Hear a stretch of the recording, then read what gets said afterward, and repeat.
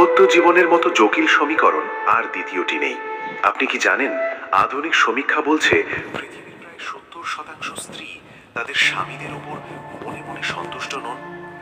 বাইরে থেকে সব ঠিকঠাক মনে হলেও ভেতরে ভেতরে দানা বাঁধে এক গভীর অতৃপ্তি। কিন্তু কেন কেন হাজারো চেষ্টা করেও একজন স্বামী তার স্ত্রীর মনের পূর্ণ সন্তুষ্টি অর্জন করতে পারেন না? আজকের ভিডিওতে আমরা কোনো সাধারণ আলোচনা করব না।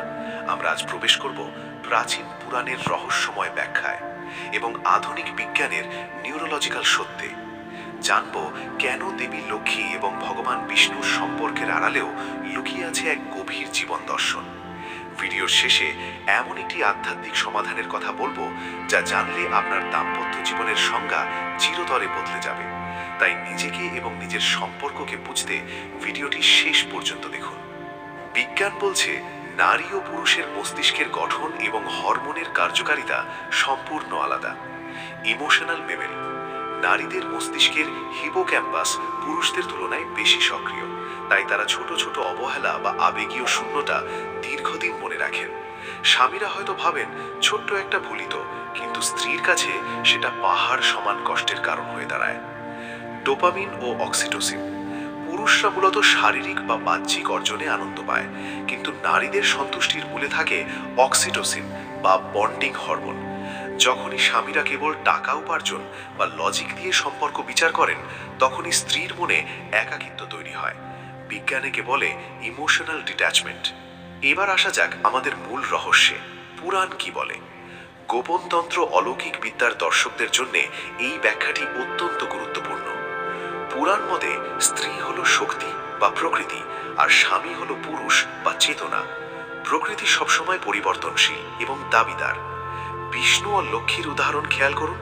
দেবী লক্ষ্মী চিরকাল ভগবান বিষ্ণুর চরণে সেবা করছেন, কিন্তু আবার তিনিই চঞ্চলা।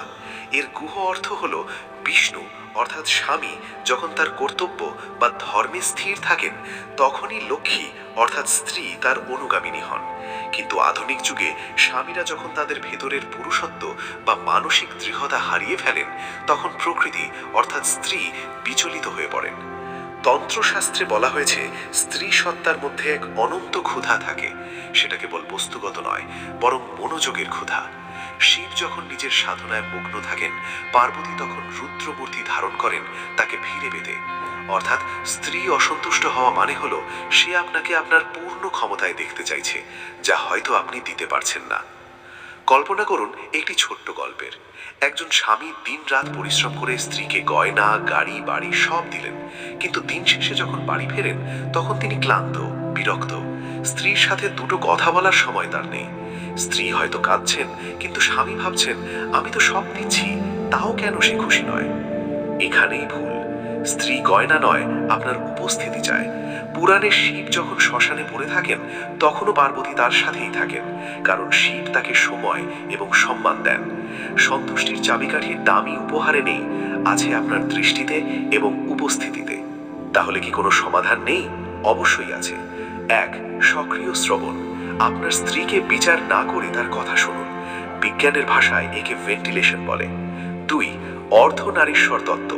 মনে রাখবেন আপনার ভেতরেও এক নারী সত্তা বা আবেগ আছে, সেটাকে জাগিয়ে তুলুন।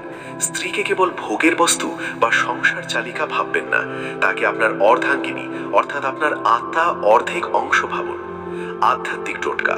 প্রতিদিন অন্তত 5 মিনিট একসাথে বসে শান্ত হয়ে কথা বলুন বা মৌনতা পালন করুন। এতে দুজনের এনার্জি লেভেল সিঙ্ক্রোনাইজ হয়। শেষ কথা, স্ত্রী অসন্তুষ্ট মানে তিনি আপনার শত্রু নন, বরং তিনি আপনার কাছ থেকে আরো একটু ভালোবাসা ও মনোযোগ দাবি করছেন। আপনি যখন নিজেকে বদলাবেন, আপনার জগৎ বদলে যাবে। বন্ধুরা, আপনাদের দাম্পত্য জীবনে কি এমন কোনো সমস্যা হচ্ছে? কমেন্ট করে আমাদের জানান। ভিডিওটি ভালো লাগলে লাইক দিন এবং আমাদের গোপনতন্ত্র অলৌকিক বিদ্যা চ্যানেলটি সাবস্ক্রাইব করে এই আধ্যাত্মিক যাত্রায় আমাদের সাথে থাকুন। জয়তু প্রকৃতি। ধন্যবাদ।